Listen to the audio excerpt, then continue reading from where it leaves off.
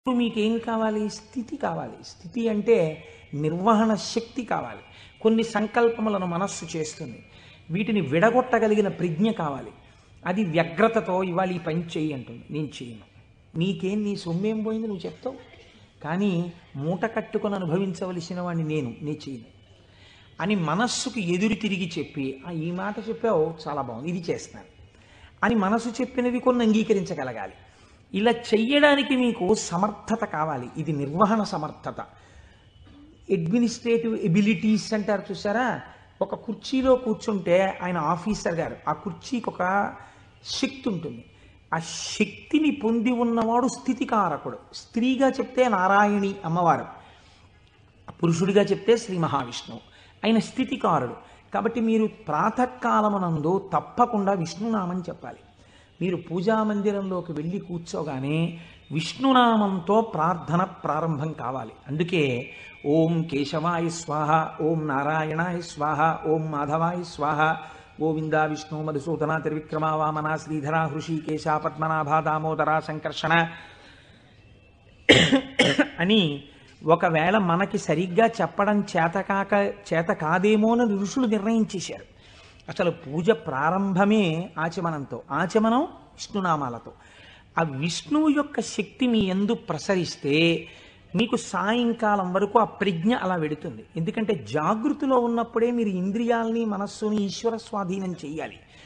దీనికి కావలసిన ప్రజ్ఞ, మీ ఆలోచనల్ని చక్కదిద్దుకోగలిగిన ప్రజ్ఞ మీ యందు ప్రసరిస్తుంది. కాబట్టి విష్ణు పూజతో రోజు ప్రారంభం కావాలి, విష్ణునామంతో ప్రారంభం కావాలి. తరువాత మీరు అభిషేకం చేసుకోవచ్చు, శివార్చన చేయవచ్చు. నేను అలా చెయ్యవద్దని నేను చెప్పట్లేదు. విష్ణునామంతో ప్రారంభించాలి. మనకి భగవంతుడు ఒక్కడే, కానీ మనకి ప్రయోజనం చేకూర్చడానికి అన్ని రూపాలని పొందాడు. రాత్రి నిద్రపోయే ముందు శాస్త్రం అంది 11 మార్లు. ఇంకా నువ్వు నామని చెప్పేసిన తర్వాత ఇక మాట్లాడకూడదు. 11 మాటలు శివ శివ శివ శివ శివ శివ శివ అని 11 మాటలు అనుకుని విశ్రాంతి స్థానమునకు శరీరమును చేర్చేయాలి. ఇక పడుకున్న తర్వాత ఇక మాట్లాడడం. ఇప్పుడు ఈ శివానుగ్రహం స్వల్పకాలిక లయం. సృష్టిని దర్శనం చేశాడు, స్థితికారకుణ్ణి ప్రార్థన చేశాడు. ఈ రోజు చేసినటువంటి పనులన్నీ మంచి పనులైతే నిద్రలో నీకు సాత్వికమైనటువంటి ఆలోచనలు వస్తాయి. సాత్వికమైన ఆలోచనలతో, చిత్తశాంతితో, భయానకమైన కలలు రాకుండా హాయిగా నిద్రపుచ్చగలిగినటువంటి స్వరూపము స్వల్పకాలిక లయమైనటువంటి పరమశివ స్వరూపము.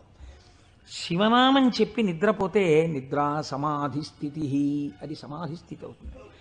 మళ్ళీ లేచాడు, మళ్ళీ సృష్టికర్త దర్శనం చేస్తాడు. తొలితలంపు ఏది వస్తోందో దాన్ని మీరు ఈశ్వరుడి వైపుకి తిప్పడం అలవాటు చేయాలి మనస్సుకి ప్రయత్నపూర్వకంగా. ఫస్ట్ డిక్టం లోపల నుంచి ఏం రావాలో తెలుసా అండి? అది మీరు అలవాటు చేయాలి. అప్పుడు మీరు ఒక రోజుని, కాలమునందు ఒక రోజు అనబడేటటువంటి విభాగమును మహేశ్వరుడిగా మారుస్తున్నారు మీరు. ఇది మహేశ్వరార్చనము. ఒక రోజు మహేశ్వరుడయింది. మీరు ఆ మహేశ్వరార్చన చేత మీరు మహేశ్వరుడైనారు. ఎలా అంటే మొట్టమొదటి ఆలోచన బయటికి వస్తూనే మనస్సుకి ఒకటి అలవాటు ఉండాలి. ఏమిటో తెలుసా అండి అలవాటు? ఇది చిత్రంగా ఉంటుంది. చిలకకి సహజ స్వభావం ఏమిటి? మీరు ఒక పంజరంలోంచి బయటికి తీస్తే ఎగిరిపోవడం. కానీ కొంతమంది చిలక ప్రశ్న అని జ్యోతిష్యం చెప్పేవాళ్ళు ఉంటారు. వాళ్ళు పంజరంలోంచి తలుపు పైకెత్తి చిలకని బయటికి పిలుస్తారు. చిలక బయటికి వచ్చి ఎగిరిపోదు. ఎగిరిపోకుండా వచ్చి అక్కడ పెట్టిన పుస్తకాలని ముక్కు పెట్టి లాగి ఒక పుస్తకాన్ని నుంచి లోపలికి వెళ్ళిపోయి కూర్చుంటుంది. ఆయన తలుపు వేయలేదనుకోండి, అది ఎగరదు, అందులోనే కూర్చుంటుంది. అదేంటి స్వేచ్ఛగా ఎగిరే చిలక ఎగరకుండా ఇలాంటి పనులు చేయడం ఏంటి అంటే ఆయన అలా తర్ఫీదు ఇచ్చాడు దానికి, అందుకని అది అలా ప్రవర్తిస్తుంది. మీరు కూడా మీ మనస్సుకి తర్ఫీదు ఇవ్వడం మీకు రావాలి. నిద్ర లేవగానే అది మొదటి సంకల్పం ఏం చెప్పాలో తెలుసా అండి? ఇప్పుడు నీ ఇంట నీ ఆరాధ్య దైవము, నీ కులదైవం ఎవరున్నారో వారు నువ్వు పడుకున్న వైపు నీ తల ఇటువైపు ఉన్నది. సాధారణంగా నిద్రపోయేటప్పుడు ఎడమ వైపుకి నిద్రపోమని శాస్త్రం. నువ్వు కొంచెం ఓరగిలా పడుకుని కొద్దిగా తల కుడిపక్కకి తిప్పి నీ కన్నులు విప్పితే నీ దృష్టి ప్రసారము తిన్నగా నీ కులదేవతా స్వరూపము మీద పడుచున్నది. అది లక్ష్మీనారాయణులు కానివ్వండి, పార్వతీ పరమేశ్వరులు కానివ్వండి. నేను దాని యందు అభ్యంతర ప్రకటన చెయ్యను, ఉన్నది ఒకటే పరబ్రహ్మం. కనుక ఇది ఫస్ట్ మొదటి ఆలోచన కావాలి. ఇది మనస్సుకి మీరు అలవాటు చేయాలి. అంతేకాని టైం అయిపోతోందని గడియారం వంక చూస్తూ కంగారుగా లేవడం అలవాటు కాకూడదు. మీ తల ఇలా తిప్పి మీ కళ్ళు విప్పితే మీ మొట్టమొదటి దృష్టి ఇలా చెదురుతూ బాగా నిద్రపోయినటువంటి కనులలోంచి జరిగిన మొదటి కిరణ ప్రసారము పరమేశ్వర మూర్తి మీద పడడము చేత పరావర్తనము చెంది ఆ పార్వతీ పరమేశ్వర లేక లక్ష్మీనారాయణ దర్శనము ఇక్కడ జరిగి ఈ కంటితో చూసి లేచిన తర్వాత కాలు పెట్టే ముందు మనస్సు మళ్ళీ సముద్రవసనే దేవి పర్వత స్తనమండలే అని ఒక శ్లోకం చెప్పి కిందకి దిగగానే, గురువుగారు మీరు నాకు ఉపదేశం చేశారు, మీరు చెప్పిన బుద్ధితో ఈనాటి నా రోజు గడుచుగాక అని నేల మీద పడి గురువుగారి పాదాల్ని ఒక్కసారి మనస్సులో ధ్యానం చేసి వారి పాదాలకి శిరస్సు తాటించి పైకి లేవడం. ఇది మీకు అలవాటు అయిందనుకోండి, మీకు తెలియకుండా మీరు మొదటి ఆలోచన రావడానికి సాక్షి. ఇప్పుడు ఈ ఆలోచనని మీరు ఒక దిశానిర్దేశం చేస్తున్నారు. ఇది స్థితికారకత్వం. అసలు నిజంగా ఒడిసి పట్టడం, ఇలా తిప్పడాన్ని యథార్థమునకు ఒక రోజును మహేశ్వరుడిగా మార్చుట కాకుండా ఎక్కడో మహేశ్వరుడు ఉన్నాడు, ఆయన సృష్టికర్త స్థితికర్త ప్రళయకర్త. మీరెప్పటికీ సృష్టికర్త స్థితికర్త ప్రళయకర్త దర్శనం చేస్తారు? లలితా సహస్రనామంలో లలితా అష్టోత్తరంలో అమ్మవారికి ఒక నామం ఉంది, భావనామాత్ర సంతుష్టాయై నమః. మీ భావన ఎలా ఉందో దాని చేత ఆవిడ సంతుష్టురాలవుతుంది, ఆవిడ ఆనందిస్తుంది. ఇక్కడ మీరు భావన చేస్తుంటే ఈ శక్తి అంతా ఆవిడే, ఇక్కడ ఉన్న శక్తి, ఇక్కడ ఉన్నటువంటి ప్రకృతి వికారమైన శరీరం ఆవిడే. ఇది ఆయన్ని కోరుతోంది.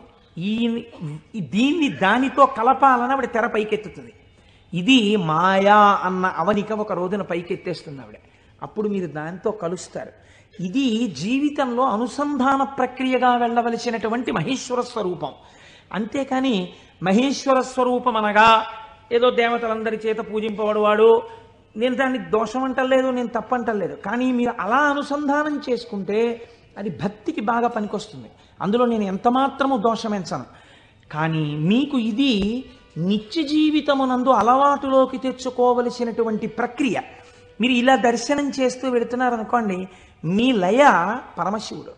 మీరు ఇప్పటిదాకా ఎవరితో కలిసి ఉన్నారు అని అడిగారనుకోండి నిద్ర లేవగానే, మీరు ధైర్యంగా చెప్పగలగాలి, నేను ఇప్పటి వరకు కైలాసమునందు పార్వతీ పరమేశ్వరులతో కలిసి ఉన్నాను. అది నా నిద్ర. ఎందుచేత? నా నిద్రని నేను అలా స్వీకరించాను పడుకోబోయే ముందు. నేను లేచినప్పుడు నేను చతుర్ముఖ బ్రహ్మ దర్శనము చేత సృష్టికర్త దర్శనమే నా యొక్క మేల్కొనుట. నా పూజామందిర ప్రవేశము స్థితికర్త యొక్క ప్రార్థన. నా నిన్నటి రోజు సృష్టికర్త స్థితికర్త ప్రళయకర్తల యొక్క సమాహారము, మహేశ్వర స్వరూపముగా నా చేత ఉపాసన చేయబడిన కాలము. కనుక నేనెవరినయ్యాను? మహేశ్వరోపాసన చేత నేను ఒక మహేశ్వరుడనైనాను. ఇది మీ జీవితమునందు రావలసిన ప్రక్రియ. ఇలా చెయ్యగా భ్రమరకీటక న్యాయంలో ఒకనాడు మీరు ఆ స్వరూపాన్ని పొందుతారు. ఇలా కాకుండా వేరొక రకమైనటువంటి ఆలోచనతో జీవితం వెళ్ళిందనుకోండి, వ్యగ్రతతో, అసలు మీరు ఆత్మలోంచి విడిపడడంలో మీకు కృతజ్ఞతాభావం లేదు.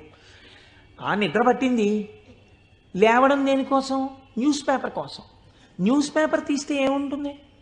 న్యూస్ పేపర్కి ఎప్పుడు ఏం కావాలంటే మళ్ళీ రేపు కూడా మీరు 3 రూపాయలు ఇచ్చి కొనుక్కోవడానికి తగినటువంటి ఉద్వేగమును మీ యందు కల్పింపగలిగినటువంటి ప్రధానమైన వార్తని హెడ్లైన్స్గా వెయ్యాలి. అది పేపర్ టెక్నిక్. అంతేగాని మీ మనస్సుకి ఉల్లాసమును కల్పించేటటువంటి ఒక సాత్వికమైన విషయాన్ని తీసుకొచ్చి హెడ్లైన్స్గా వాళ్ళు ఎందుకు వేస్తారు? పేపర్ని కూడా మీరు దోషం పట్టకూడదు. అది వాళ్ళ యొక్క జీవన విధానం, అది పేపర్ యొక్క లక్షణం. అందరూ అలా కోరుకుంటున్నారు. కాబట్టి అందులో ఉద్వేగం ఉండి తీరుతుంది. ఉద్వేగము ఉండి తీరుతున్న విషయాన్ని నువ్వు ముందెళ్ళి పట్టేసుకుని పూజామందిరంలోకి వెళ్ళారనుకోండి, ఇప్పుడు మీ మనస్సు ఏమవుతుందంటే ఈ ఉద్వేగపూరితమైన విషయాన్ని మనస్సు పట్టుకుంది కాబట్టి దాన్ని పట్టుకు తిరుగుతుంటుంది. ఇక్కడ ఓం కేశవాయ స్వాహ, ఓం నారాయణాయ స్వాహ, ఓం మాధవాయ స్వాహ అంటుంటాడు. కానీ చూసా అక్కడ ఎలా అయిందో, ఎలా దెబ్బలాడుతున్నారు, ఏమిటో ఈ లోకం. ఇంకెందుకు ఆ పూజ? అంటే పట్టుకోకూడని వస్తువును ముందు పట్టుకొని నువ్వు ప్రారంభం చేశావు. మనస్సు చంచలమైంది. దానికి సాత్విక భావనతో ప్రారంభం చెయ్యాలి. పరమ సత్వగుణ ప్రధానుడై స్థితికారకుడై మీ మనస్సుని ఆహ్లాదపూరితముగా ఉంచి ఈశ్వరాభిముఖం చేయగలిగిన శక్తి విష్ణు శక్తి. అందుకని విష్ణునామంతో రోజు ప్రారంభం కావాలి. కనుక ఇది మీరు నిత్య జీవితంలోకి మహేశ్వర స్వరూపాన్ని తెచ్చుకోవలసినటువంటి విధానం.